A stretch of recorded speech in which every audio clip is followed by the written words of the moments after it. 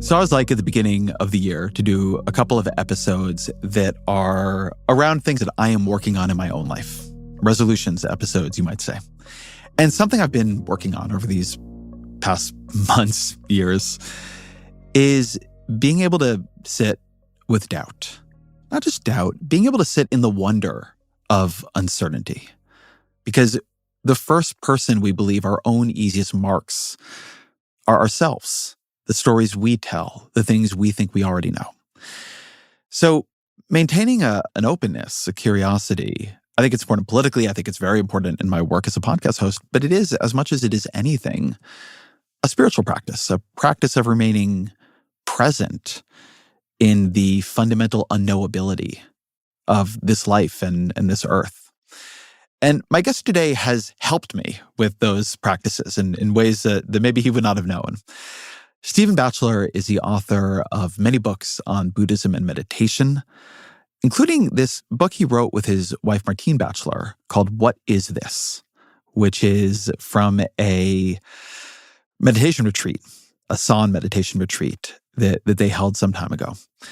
And San meditation works around the question of what is this? Just asking it again and again and allowing it to arise in you, this feeling of doubt, and then to sit with that and to see what that might reveal. Batchelor's latest book is Buddha, Socrates, and Us, Ethical Living in Uncertain Times. There he draws on a different tradition of doubt, Socratic questioning, and explores kind of the wisdom that Buddhist and Hellenistic philosophy might offer us today. So I want to invite him on the show to talk about doubt as a practice and what it could open for us personally and even politically right now. As always, my email, ezrakleinshow@nytimes.com.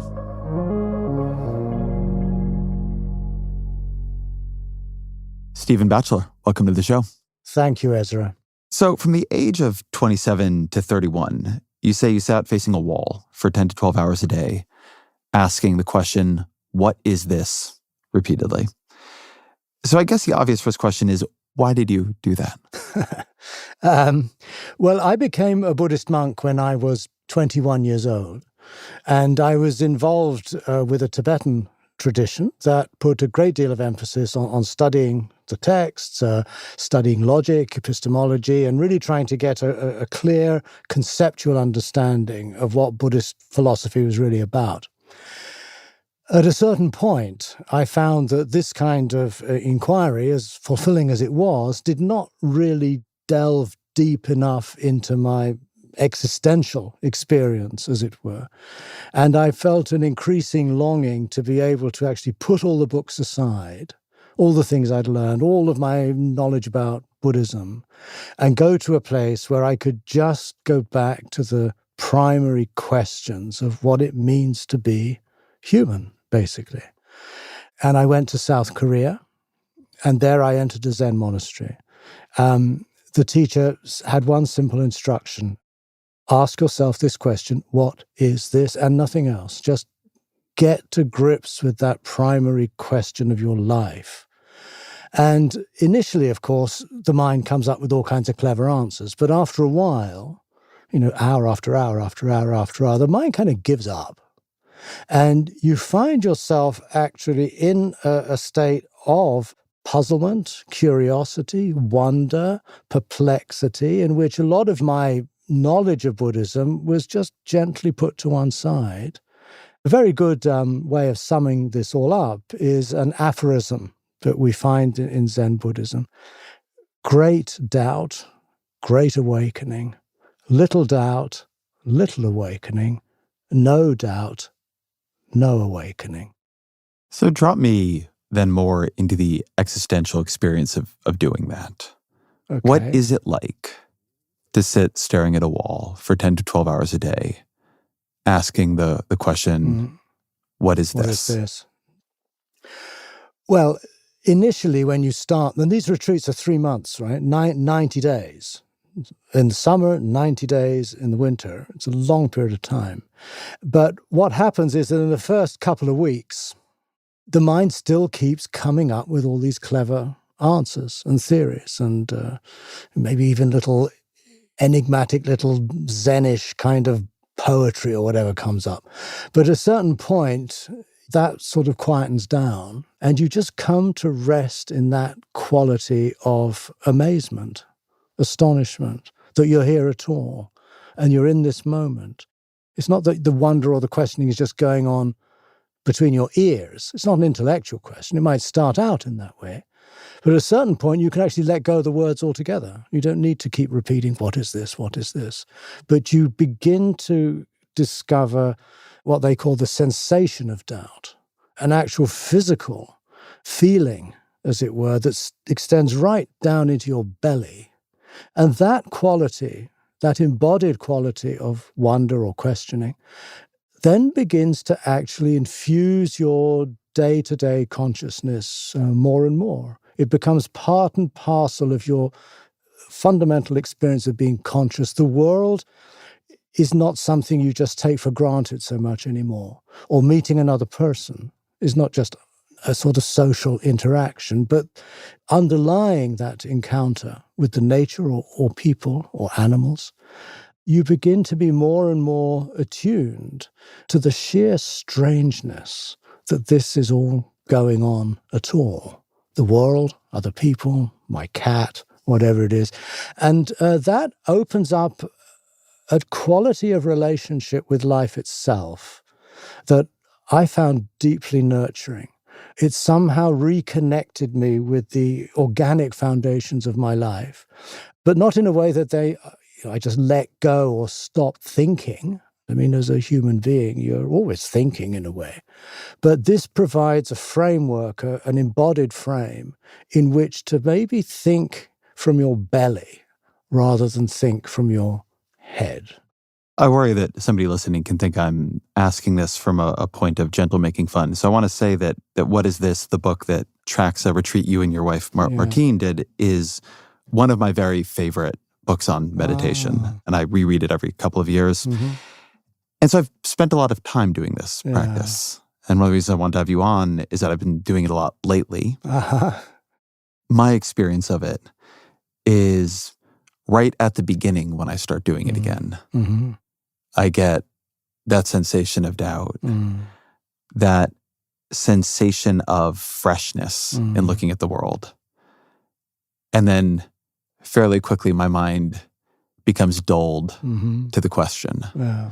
So I guess I'm curious, if you're talking to somebody whose experience with meditation is, counting their breath, restarting every time they lose track, what is the actual instruction of this? How do you do it, but also how do you keep it from just becoming a repetitive? Yeah, just becoming a chant. What is important is to drop the question in to the meditation at the point where the mind has already stabilized, either through observing the breath or just through the silent sitting practice itself. Once you sort of find yourself, and you feel it in your body, a kind of a groundedness, a kind of a harmony, a balance, a calm, then you very gently ask yourself, but what is this? What's going on? And allowing yourself to not repeat the question, but somehow settle into the silence in which the question is asked, and to let yourself just listen, as it were, to whatever responses might come up. Listen to your body. Listen to the world. And at a certain point, I think you become rather disinterested in finding an answer, to be honest, because there is no answer. In the end, that's the secret, which I shouldn't perhaps have told you. Oh, so we don't have to do it now? The point is not to come up with an answer that the teacher says, oh, very clever, you pass. No. It's actually about making that quality of inquiry, questioning, wonder, curiosity more and more permeate into your consciousness as a whole, whether you're meditating, whether you're working, whether you're doing whatever you do.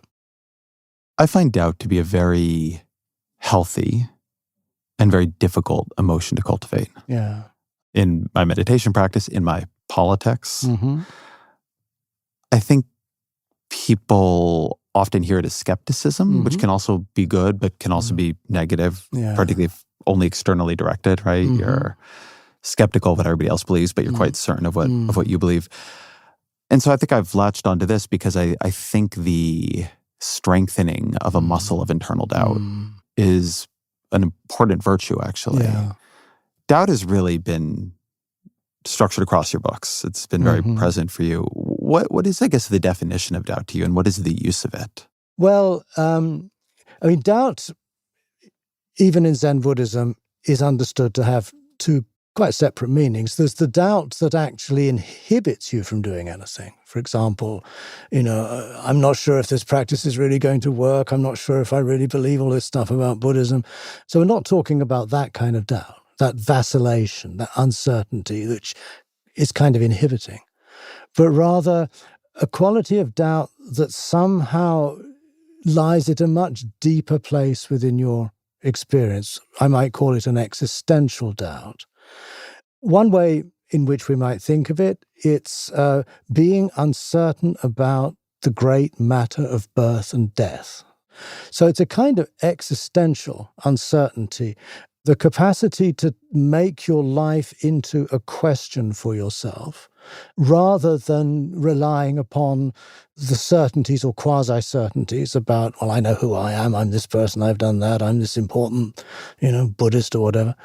And to just let that go and recognize that although certainties can be comforting and uncertainty can be discomforting, as in think Voltaire said at one point, he said, uncertainty or doubt is uncomfortable, but certainty or not doubt is stupid. I find that in your books and in that answer, sometimes there are two things that feel different to me that you're describing cultivating. One is doubt about, as you put it, the great matter of life and death. What is the nature of being here? And then there is also the reminding yourself that you are here. Yeah. Sci-fi writer Kim Stanley Robinson turned me onto this idea in sci-fi of cognitive estrangement. That one thing science fiction does is estrange you a little bit from the world as you know it by shifting something. And I find sometimes this practice can give me a useful kind of estrangement. Oh, it's strange that I'm here. Yeah. But then sometimes what it's doing as like, what is this, runs through my head during the day is remembering, oh, this is, my children are playing and it's a sunny day, not this other set of thoughts and worries and stories running through my head. Or, this is a moment in politics that I don't actually understand where it goes. It's not certain in the way that it can feel to me as dreadful or promising or whatever my interpretation might have been. How do you think about that difference between, I don't know, maybe it's existential doubt, and then this is a kind of support of a more tangible, almost literal awareness? Well, I think they're not two separate things. So uncertainty gives you space. It gives you the time to ponder, to reflect, to think, to not just believe in what your mind is telling you. I think it's helpful perhaps to think of doubt as operating along a spectrum.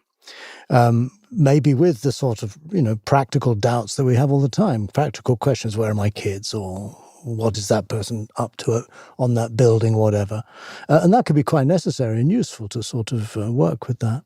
But when we get into, say, the realm of say, politics or in a really difficult emotional situation you have in a relationship, what you might notice is that when you're confronted with those sorts of challenges, your immediate reaction is to come up with some fixed view, some idea. This is terrible. These people are awful. It's all my wife's fault. And it's interesting to notice how automatically we latch on to these convictions. And that, I think, actually is an inhibitor, not only in meditation, but I think also in negotiating the social and political world in which we live. We perhaps would arrive at more appropriate judgments if we were able to pause, if we were able to notice what is rising up in us as just a reactive habit, or what is rising up in us is something that is really emerging as an authentic response to the actuality of the situation at the time, to get a bit of space, to get a bit of distance, and also groundedness in your own bodily sensations, what you're really feeling in your gut. So very similar, in fact, to what you go through in the process of meditation. You need to quieten down in order to hear the question, and the question might be an issue in our political life, for example, to be able to hear it rather than just react to it. You brought up the word reactivity there. Yeah. And another idea that has threaded through your books, which is building on a famed idea in Buddhism, but is the idea of the 4 tasks. Talk me through them. Okay. Well, the 4 tasks are a way of understanding the primary logic of the Buddhist teaching, or the Dharma, as we call it. And it derives from the Buddha's very first discourse. And these tasks are first to embrace life, to embrace suffering. In other words, to resist the tendency whenever something disagreeable is happening to sort of recoil away, but be able to say yes to life. It's very much an affirmation of the reality you find yourself in that given moment. That's the first task. The second task is to let our reactivity be. So if you're in a difficult situation and maybe it causes you a lot of anger, that's your initial reaction, to notice the anger, to be mindful of the anger, and to watch the anger arise, and also, if you leave it alone, to let the anger fade away. That's the second task of letting reactivity be, or letting reactivity go. The third task is when your mind is beginning to calm down and not be so reactive, that you come to appreciate a non-reactive space within you. And the third task is to dwell in that non-reactive space. And in the Zen practice I've just been talking about, this means to dwell in that sense of not knowing, of questioning, because questioning itself is a non-reactive state of mind, at least in the context of, say, wonder or whatever. To dwell in that, to really get to feel it in your body, to become intimate, in a sense, with your own non-reactive potential. And that non-reactivity is really, in classical Buddhist language, nirvana itself. What's that like, man? Well, it sounds a bit grandiose, perhaps. But I think it's something we already all know. It's odd, I find, that even if I haven't been meditating, or people I know who never no interest in meditating, they have had experiences where all of their muddled and worrying thoughts, for some reason, just die down. People might find this in doing sport, for example, running every day or jogging. They might find it by going for hikes in the countryside, or just working in their gardens. There's all manner of activities we do that have nothing to do with meditation in a formal sense, but are moments whereby suddenly we find ourselves at peace with ourselves. That, to me, is the non-reactive space. I think it's dangerous to present it as something exotic and spiritual. I feel nirvana, these moments of stopping, and in that stopping, suddenly feeling at peace with ourselves, at harmony with our world. It may only last a few seconds, maybe longer, but that's non-reactivity. It's not something we just get from meditation. We already know that. And when we find ourselves in those moments, and sometimes they come upon us out of the blue.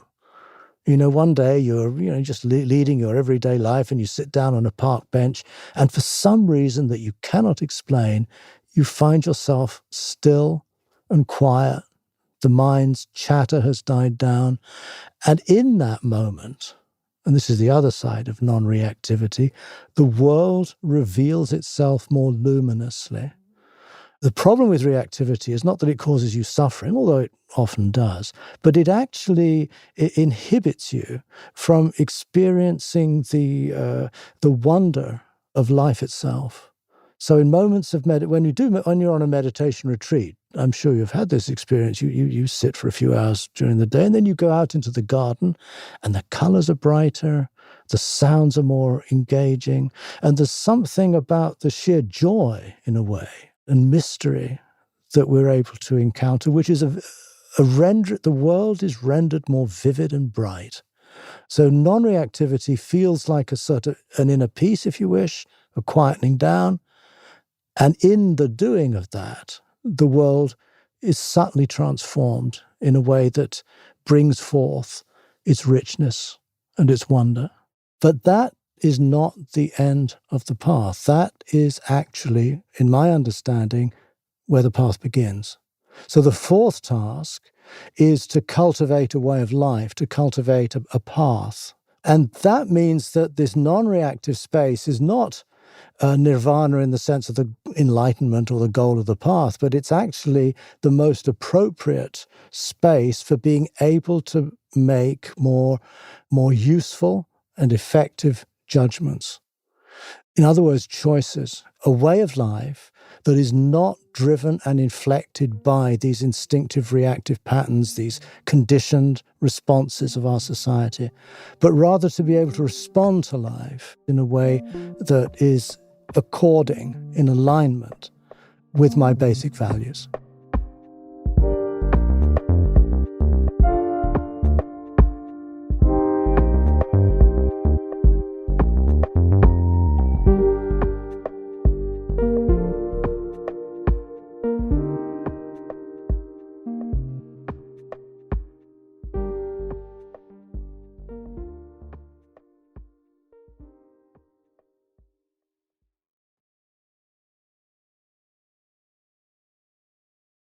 Let me try to go through those in pieces. Okay. So the first one you walked through, which you're describing here as saying yes to life, to the extent people have heard it, is something like life is suffering or, there will always be suffering.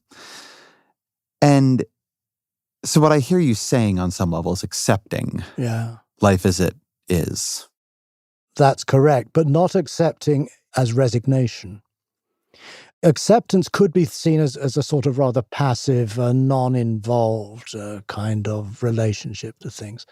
But I don't see it that way at all. And particularly in the framework of these four tasks, acceptance of life, being able to say, yes, this is the situation I'm in. That doesn't mean that situation is good or has to be somehow not responded to at all. It's just the way the world is. But it's that capacity to actually own up, not only to the external situation you're in, but also very much to how you habitually react to those external situations. You get locked into a certain pattern and your mind goes round and round and round the same old thoughts. It's very circular, it's very repetitive. So to say yes is to establish a basis from which one can then make a more appropriate response. And I don't think this is just to do with Buddhist practice. It's got nothing really to do with Buddhism. It has to do with how to lead a fully flourishing life.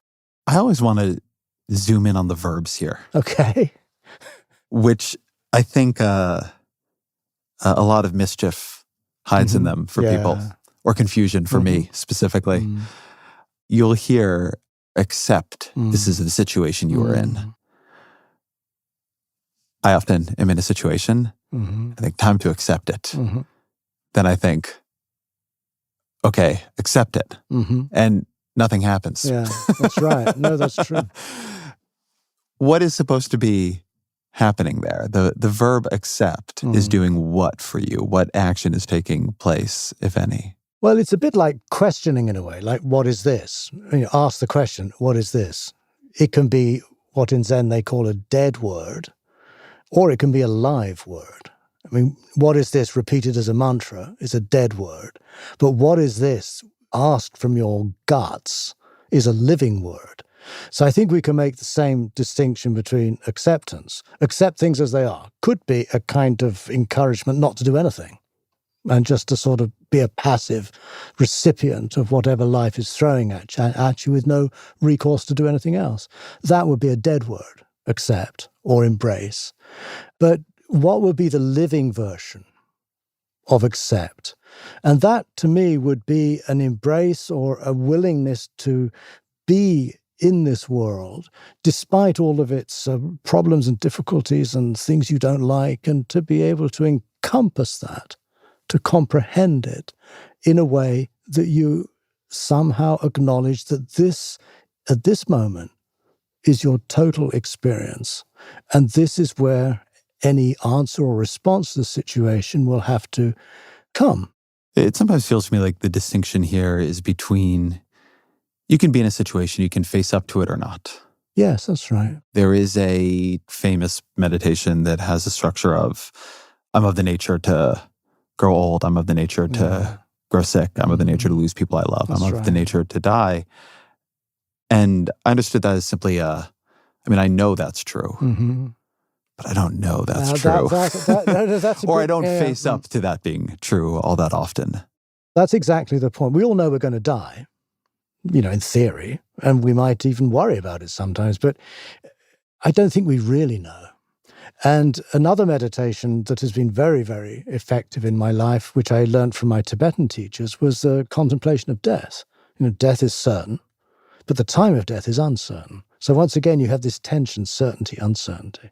The one certain thing is totally uncertain as to when it's going to occur. In other words, when you start thinking about death in a more contemplative way, as in that little exercise the Tibetans have, over time, your relationship to death becomes much more, paradoxically, alive. And with each breath, you are taking one breath less. So to experience something like death or old age from that kind of contemplative perspective gives it a whole different meaning, really. It forces you to think, well, how do I want to live? If I could die at any moment, and I'm beginning to really feel that, and I think Buddhist meditation has helped me sort of learn to live on that cusp, it very much, inevitably, I feel, forces me into a deeper ethical relationship as to how I want to flourish as a person, what kind of world, what kind of society I would wish I don't have children, so I would wish future generations to be able to enjoy. Meditation at that point becomes a kind of a bridge to allowing us to engage in our world, in allowing us to engage in our lives with a greater sense of depth and less of a sense of just jumping from one topic to the other in a superficial way. So the next, as I had written it down when you were speaking, was let reactivity be. Yeah. You'd also used another term in there, which is let go. Yes, yeah. Let go is maybe the verb structure. Mm-hmm. There's more complicated grammatical names for it, I'm sure, that I find the most frustrating across Buddhist literature. Because I'll have those feelings like, time to let them go, then nothing will happen. Yeah, exactly. But you also said it as let it be. Yeah. I'd like to dwell in that difference a little bit for a minute between let go feels like one thing, and we hear it all the time. Yeah. Let go of these things that are not serving you. Mm-hmm. I don't find that is a tool in my toolkit. Letting be, maybe a bit more so. Yeah. Well, you have to remember that traditionally in 99% of Buddhist books you read, the word I'm translating is usually translated as abandon. It's much stronger. It's actually reject, get rid of greed, hatred, these things, abandon them. I found that way too aggressive. I think in Western pop Buddhism, they don't use that as much. No, they don't. But Western pop Buddhism has tended to pick up on the idea of letting go. Of letting go, yes. Letting be, I find, works way, way better. This is, I think, at the core of mindfulness practice, that all of the mindfulness approaches, it's learning to, if you feel a feeling of jealousy or anxiety arise in your mind, you just notice it. You don't believe it and get caught up in its narrative, and you don't try to repress it or deny it either. You just let it be.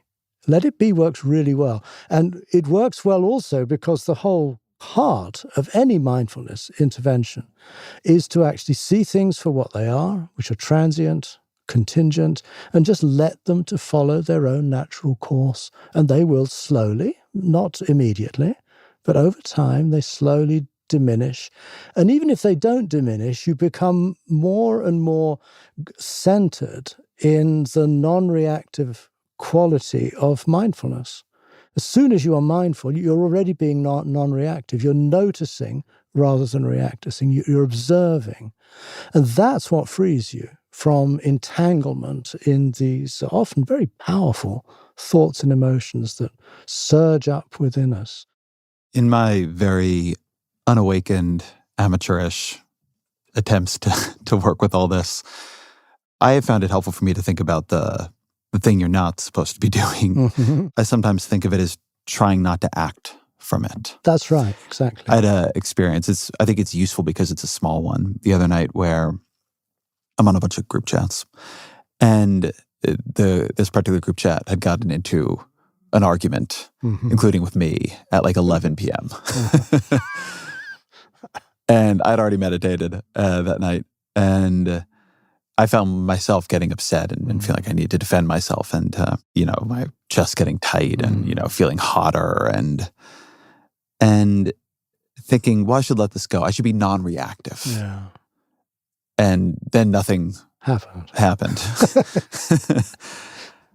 The best I was able to do was actually to not be non-reactive. It was to not react. Yeah. Mm-hmm. And in not reacting, I didn't make things worse. Mm-hmm. I learned some things. Mm-hmm. I found the experience of trying to watch the way my body was reacting at least somewhat interesting. But it was unpleasant. Mm. And it led me to this inquiry. In some ways, it's one of the things that led me to this conversation about what it actually meant to be non-reactive. Was it to have negative feelings but not feel negatively while having them? Because that didn't seem to be working.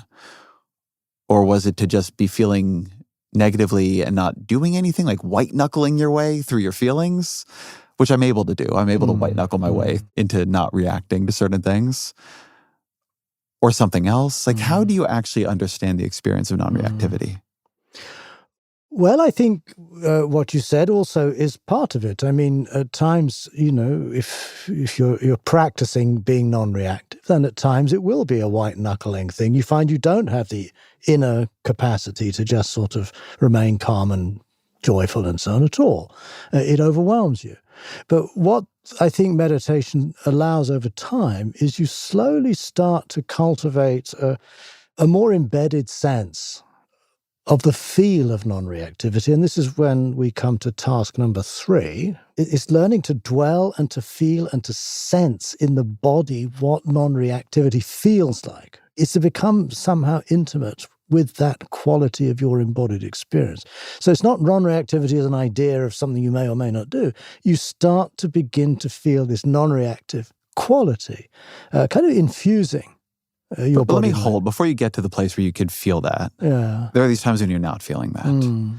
And I think this is actually an important place for people, right? This is on one level a conversation about meditation and Buddhism and what is this? And then on another, this is a podcast that spends its time in politics. Yeah. And I have been thinking about how you maintain some clarity and some internal space, if only to think well and make good decisions. That's right. At a time that is very overwhelming. And I guess one thing I noticed, or I've noticed across many years of meditating, doing these practices, is that I'm often reacting to a sensation in my body. I think I'm reacting to a situation, but I'm not. I'm reacting to how I'm feeling. Yeah. So like with that text message thread that I'm using as my example here, I was reacting to try to release pressure in my chest. And it wasn't going to do that. It was going to increase it because nobody was going to chill out at 11:15 p.m. furiously texting each other. And I feel like this is one of the interesting realizations of meditation over long periods of time, just that, when you go into it, how much of a situation is just pretty modest sensations. Like a bit of tightness in the chest, a feeling of buzzing in the extremities. And you're like, that's the whole thing that's driving me right now. I just feel a little bit weird. Well, that is, I think, one of the great insights that we find in the Buddhist tradition is the Buddha realized precisely that we don't react to, the external object. We react to how the external object or person makes us feel. feeling tone, it's sometimes translated as, to pay more attention to how the environment and also your own inner stuff is actually affecting your underlying tonality, whether that's pleasant or unpleasant or neutral or whatever. And that's something that is understood as simply a given. That whether you're the Buddha or whether you're me, the reality is if you are threatened, let's say, by someone with a knife, that will trigger a survival reaction, which is entirely necessary and valuable. There's no problem with that. But there's lots of other reactive patterns that come up which are not helpful. They're often loop tapes or fears that you might have inherited from your family or your past experience or whatever. And these things surge into your mind, as I'm sure you've probably noticed. And you get trapped in these little loop tapes of worrying about something or feeling angry about something. And so it's a question really of learning how to, first of all, recognize these patterns, these conditions that keep repeating. That's very important. But also to begin to open up a space within that noticing in which you realize that the mindfulness, let's say, your attention to that reactivity itself is not reacting. Over time, you learn to somehow strengthen that non-reactive dimension of attention or mindfulness so that that becomes more and more a stabilized point from which you can then deal with these difficulties, whether it's personal, whether it's political. And in that way, I feel you open up more and more a capacity to be with it. And also, as we would say in Stoicism, for example, to recognize what it is about your situation that you cannot change and what is it about your situation that you can change. I cannot change the fact that I feel angry, for example, by saying, don't be angry. It's not going to work. But I can notice that that is a given in my life at that point. I can let it be. I don't need to get entangled with it or believe its narrative. And it's within that non-reactive space, I think, that you can exercise those judgments. Can I change this, or do I have to accept it for what it is? That, I think, is the challenge of what we call the practice, really. How do you think about the places where being what I would call too regulated or judicious or letting the emotions pass by and only speaking from a grounded place can actually make it harder or more unlikely to deal with things that are difficult? I think about many relationships in my life and how often it has been important in them to lose my emotional self-control, not in a sense of getting incredibly angry or, anything in that direction, but there are things normal me doesn't deal with. And things that people can't see in me, forms of hurt or upset or need, that the part of me that tries to meditate 30 or 40 minutes a day, it's like, we're keeping things stable here, right? We're keeping things level. And levelness is good, but there's much that levelness doesn't address. When people go to therapy, the therapist is not trying to keep them incredibly solid. I find that the best therapists I've had often are in certain ways trying to push me out of my window of emotional regulation so that I am reacting to an emotion that I find very unpleasant. And that to the extent I let things be, I tend to let it go away. So I don't have to deal with any of that.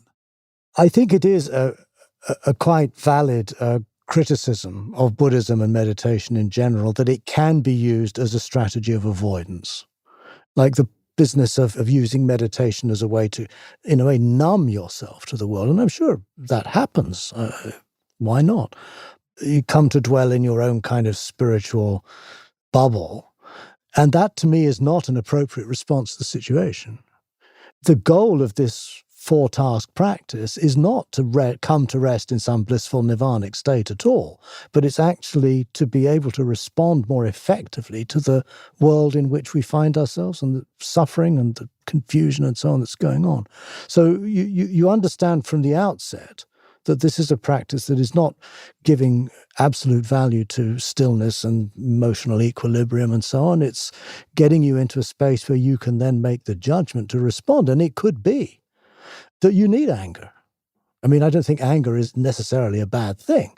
For example, you might have a mother with a little child, and the little child keeps running out into the road. And she says, come back, come back, come back. Kids keep running into the road. And then the mother loses it, we might say, and gets really angry with the child. But that's the appropriate thing to do. It's perfectly good for the welfare of the child.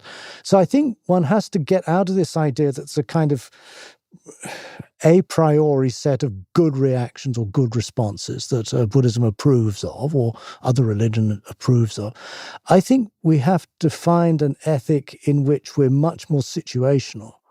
That what counts in an ethical situation is not following the Buddhist rule book or the Jewish rule book or the Christian rule book, but actually finding your own voice, finding your own way of being with that situation in an authentic, hopefully in an effective way that is both in tune with your own deepest values and also responds as optimally as you can to the situation at hand.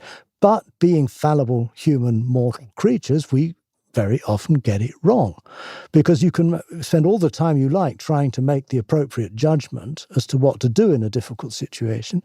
But we all know from experience, no matter what your motives are, you can end up making the situation worse. In other words, we don't know the future. We cannot actually tell what is, in fact, the response that would lead to, a resolution or greater happiness all round for those involved, or whatever it might be. So it's also, therefore, recognizing that any kind of judgment or choice you make in your response is going to be a risk.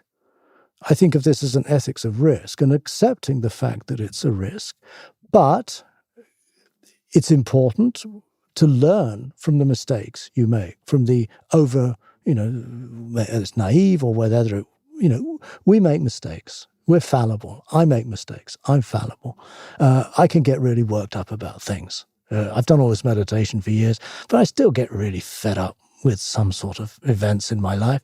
And I'm not particularly proud of that, but I recognize that's simply the way I've been conditioned, as it were. It's my biological, social, whatever conditions that have led me that way. So I don't judge the quality of my meditation or my Buddhist practice in such a way that certain things just don't happen anymore. As a human being, evolved in the way we have, greed and hatred and violence and so forth, these are built into our makeup. We have to accept these things for what they are, not to demonize them, not to think of them as evil or anything like that, but simply the way that we have evolved. But we have the capacity to live with that, to make better choices, to have disciplines that can stabilize a part of our attention, but for the express purpose of being able to make more appropriate responses, judgments, statements, acts. And then we learn from the consequences of what we've said and done. And we may find that shows us something that we haven't done particularly well, or it shows a certain weakness in ourselves or whatever. So it's an ongoing practice. This idea of enlightenment that Buddhists have, I think, it's often not very helpful because it gives you this idea that if you do this enough, you'll get to some point and suddenly all your problems will be over and it doesn't work like that. I think what the Buddha describes is a process of waking up, and that's something that will go on until our last breath.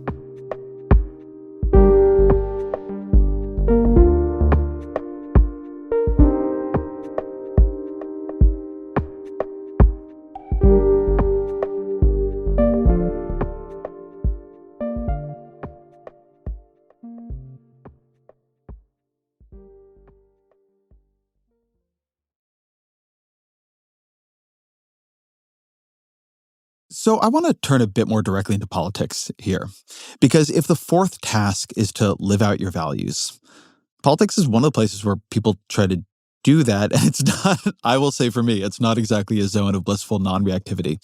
So you talk in your new book, Buddha, Socrates, and Us. You call our political culture highly opinionated. And you say that being opinionated is a reactive state. What do you mean by that? Well, I think it's helpful to think that the opinions and views we hold are not isolated, reified beliefs, but they are points within a spectrum from certainty to uncertainty, in which I live the whole of my life. I'm a writer, I'm a thinker, and I'm very concerned about holding a view, a position that makes sense to me in terms of my values. It's rationally defensible in terms of my overall philosophy of life. But at the same time, I'm also aware that over the years, and maybe even from year to year, those opinions can become more nuanced, more refined, and I might even let go of some of them altogether. So I see our journey through life is really about learning to negotiate and learning to continuously put into question some of the views and opinions that we hold in such a way that we don't let them become things in which we get trapped. And opinions can very often just keep us completely blocked. And we feel this feeling of stuckness, I find. When we talk of reactivity, we normally speak of either wanting something or craving something or being averse and hating something. But Buddhism also includes this other thing called confusion, which is very difficult to really understand what that means. What I understand that now to mean is one of the principal forms of reactivity that we experience as human beings is in fact our opinions and our views. And so when, for example, we're having a conversation, let's say someone who doesn't share our political perspective or so, very quickly, once the conversation has gone past the polite stage, we find ourselves reacting incredibly, not because of something that is desirable or undesirable, but simply because we are so convinced of the rightness of our own opinions and views. And so opinionatedness, to me, is on an equal stance with hatred and with greed. It's a space in which we cling quite desperately at times to the rightness of our political views, our religious views. And so reactivity is not just a personal thing. I think there is a collective reactivity, which is, let's say, the culture to which we belong, that holds certain values. And so if we're with Buddhists, for example, they'll collectively react against, say, killing animals, let's say. So in other words, we internalize also the reactive behaviors of our ancestors, of those our educators and so forth and so on.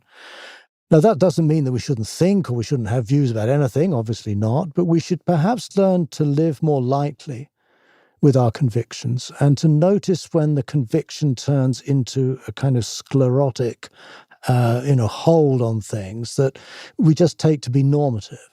But so this, I think, is such an interesting tension, speaking as an opinion journalist.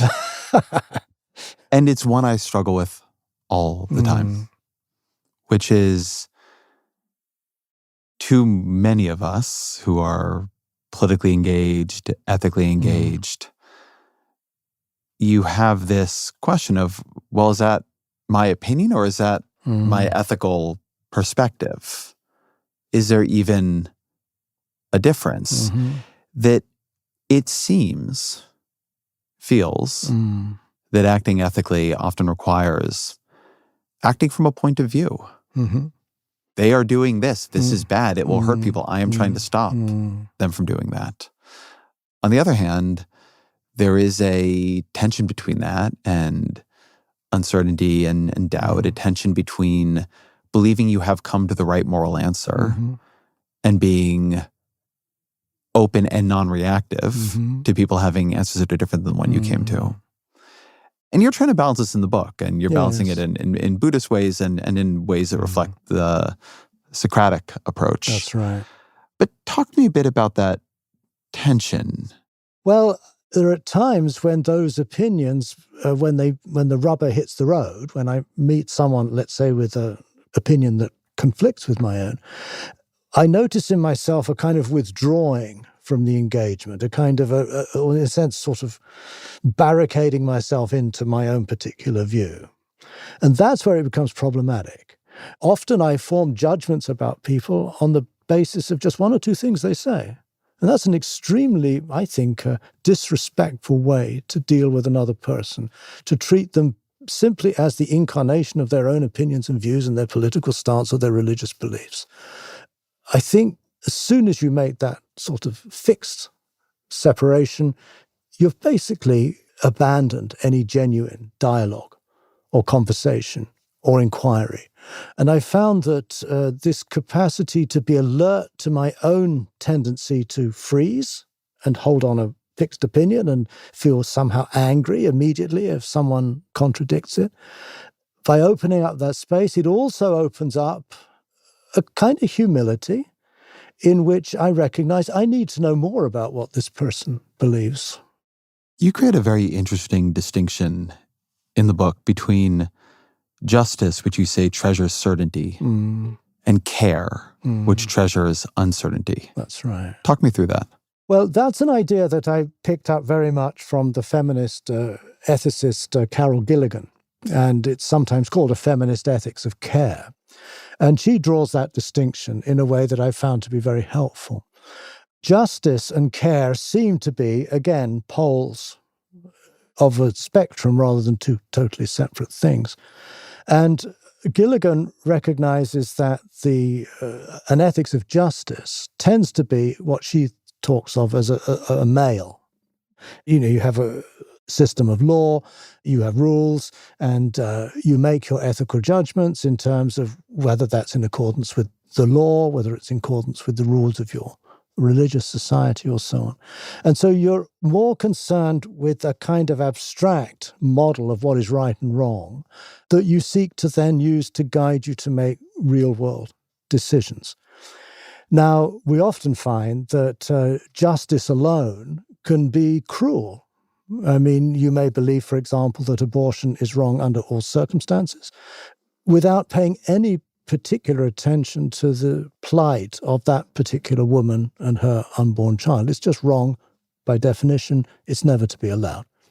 On the other hand of the ethical spectrum, you have an ethics of care, which we could also call a situational ethics. In other words, what drives my response, my ethical response to a particular instance of human suffering, is to understand as best I can the uniqueness of the moral dilemma, let's say for the woman who has a pregnancy and wishes to terminate it or may risk dying or whatever it might be. And so to try to respond not by trying to find out what is the right thing to do, but to respond to that situation in a way that is the most loving thing to do, the most caring thing to do. How can I respond to this situation that can minimize the suffering of this person, optimize their capacity to find a resolution, to live a better life? But it may not fit neatly into some categories of justice, of right, wrong, good, fair, unfair.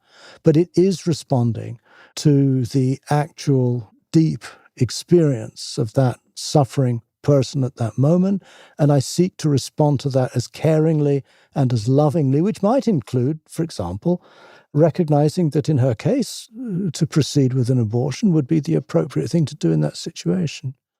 This, I think, loops back to the conversation we're having about doubt. Yeah. One way I've come to think about doubt as a political emotion, not speaking here primarily of it as a spiritual orientation, is that it's like an inch of light or space between you and your certainty in your own views. And it's like that inch of space into which other people and their views can come in. Because one, just reality of the age to me, like speaking from where I have to sit, is that as politics becomes more high stakes, the parties become more different, as people become more in conflict with each other, it's easier to feel quite sure. Yeah. And I think that sense of certainty is really the enemy of curiosity. Yeah. And curiosity is a very essential democratic emotion. And doubt of oneself, right? A little bit of doubt just sitting at the base of your own. Am I sure? What is this really, right? Am I sure of how this will all turn out? Am I sure I understand this position, this moment, this situation?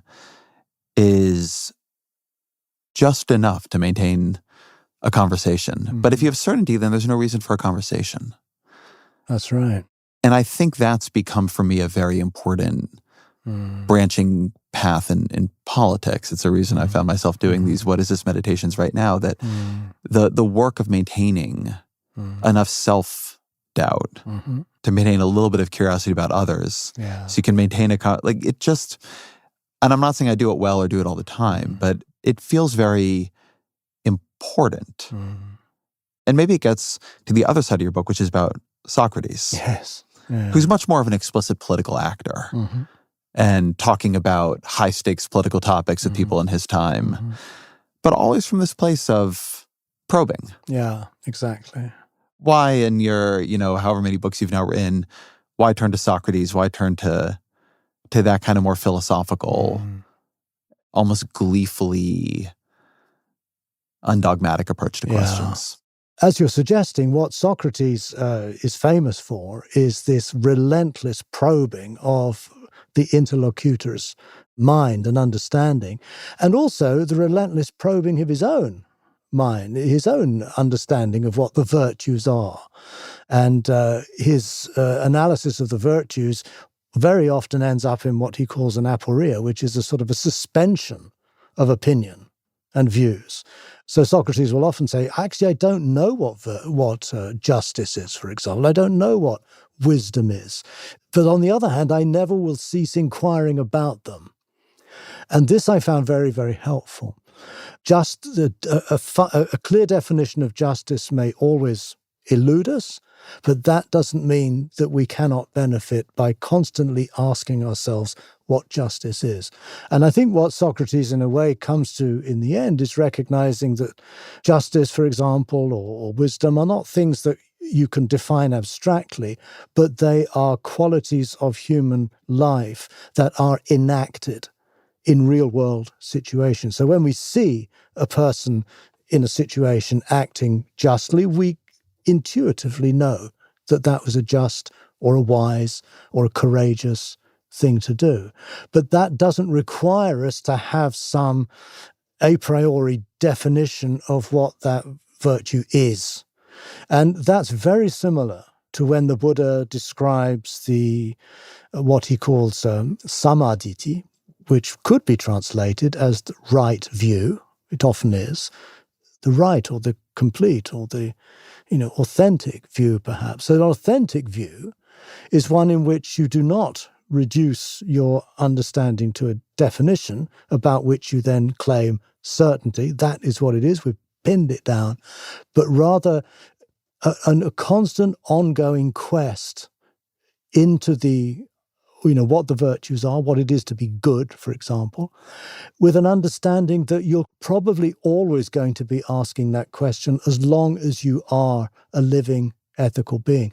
After all of the reading I did of Plato and Xenophon and others, I really arrived at this sense that what united the Buddha and Socrates is that they both embodied an ethics of uncertainty, an ethics that is not founded on some metaphysical certainty, the belief in God or the belief in the law of karma, for example, but is very much about responding appropriately to the particular situations in life we have in a way that is acknowledging the centrality in our life of certain values or virtues, and yet values and virtues which we cannot actually define.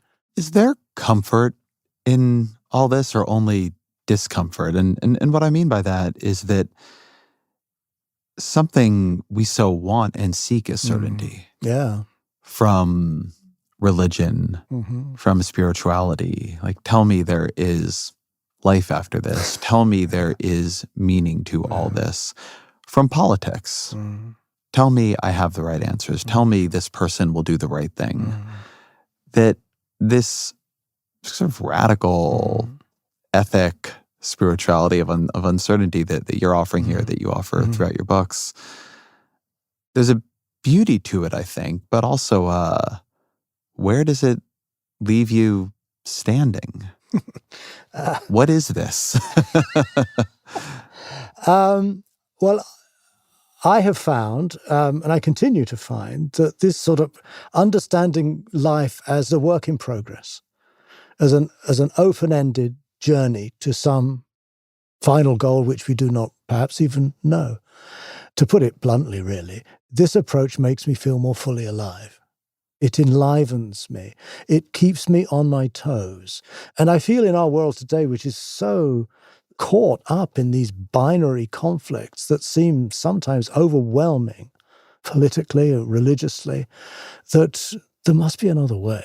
And I think Socrates is a very, very good guide to help us perhaps let go of some of our certainties, or at least release our grip on them, to allow the openness that there may be other ways of seeing these things that we may not agree with, but they have their validity, they have their role in this world too, and really to try to establish some kind of culture in which there's far greater tolerance of difference amongst different communities, amongst different individuals, different religious groups, political groups. And I think we are witnessing in our world extreme polarization at the moment. And this may be one approach to perhaps overcome that polarization, or at least to lessen its power over us. But in the end, I don't know. I mean, in the end, all I can do is trust what I believe. I have a view, obviously, and to somehow try to live that. Then always our final question. What are 3 books you'd recommend to the audience? One book I'd recommend is a book called Children of a Modest Star, subtitled Planetary Thinking for an Age of Crises, by Jonathan Blake and Niels Gilman, which is a wonderful reflection on how we need to imagine a form of governance that has executive authority beyond the nation state itself. And they're struggling to find a way effectively where different nations can come together to address issues like climate change and these issues that really are not the unique, cannot be managed by national governments alone. They're not promoting a world government, but they are suggesting a form of subsidiarity, which is the sort of political concept where different areas of responsibility are nested in larger and larger ones. So I found that book extremely inspiring. Another book, and this is a Buddhist one, called Work Like a Monk, How to Connect, Lead and Grow in a Noisy World, by my friend Shohei Matsumoto, who is a Pure Land priest in Japan, who I've got to know recently.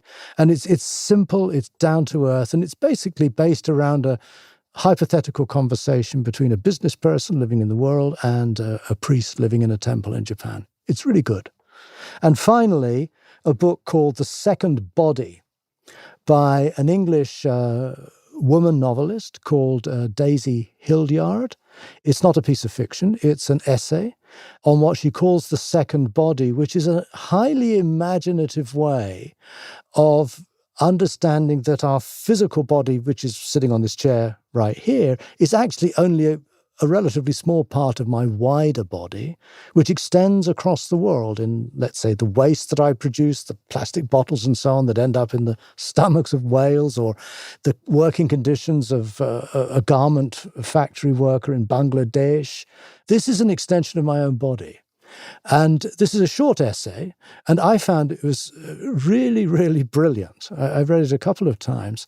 It's not making an argument so much as presenting a picture of our world in which we begin to feel that our own flesh and blood body is not all the body we have, but it is actually far more extended.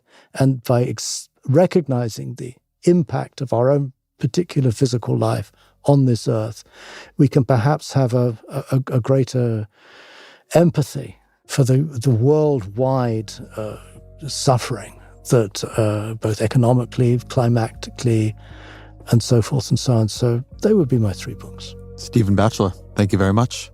Ezra, thank you very much indeed. It was a wonderful conversation.